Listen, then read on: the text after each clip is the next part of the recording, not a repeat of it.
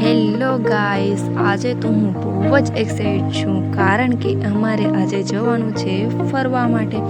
અને એટલે આ ખેતરમાં આવીને અમે વિચારતા હતા ભાઈ સાથે કે આ ક્યારે કામ પૂરું થશે અને ક્યારે જશું આપણે ફરવા માટે.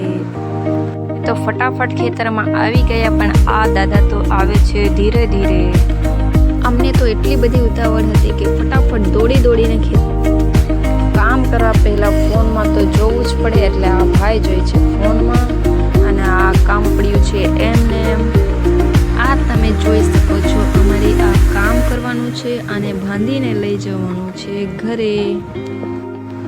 દાદા ખેતરમાં હવે પહોંચી જ ગયા છે અને અમે કરી દઈશું ચાલુ અમારું કામ. તમે જોઈ શકો છો, અમે ફક્ત અને ફક્ત 3 જ જણ આવ્યા છે કામ કરવા માટે. તમે જોઈ શકો છો, હું ફાઇનલી રેડી થઈ ગઈ છું કેપ અને શર્ટ પહેરીને.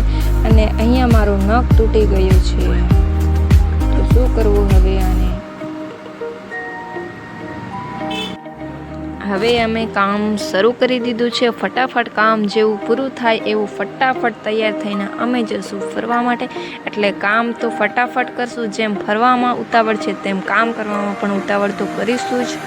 અને હું કામ કરવા માંડી છું. હવે હોસ્ટેલમાંથી ઘરે આવીએ એટલે આવું કામ તો કરવું જ પડે.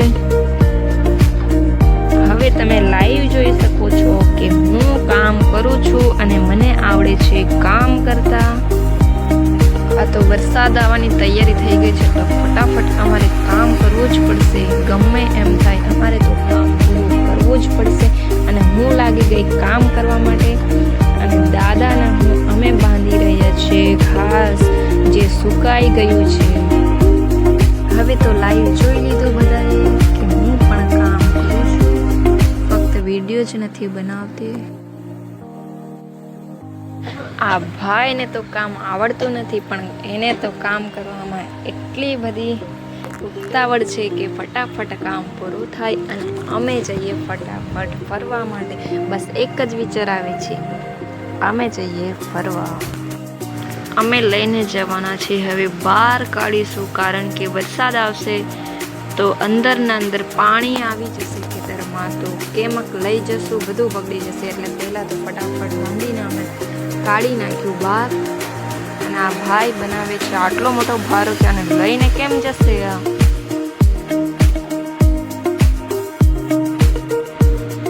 આ તો લઈને જાય છે. ઓહો હો હો, આટલો મોટો ભારો કેમક લઈને જાય છે આ ભાઈ. અને મારા પપ્પા આવી ગયા એ જ ટાઈમ પર જ્યારે અમારું કામ પૂરું થયું. ચૂપચાપ બનાવી લીધું પપ્પાના વિડીયો.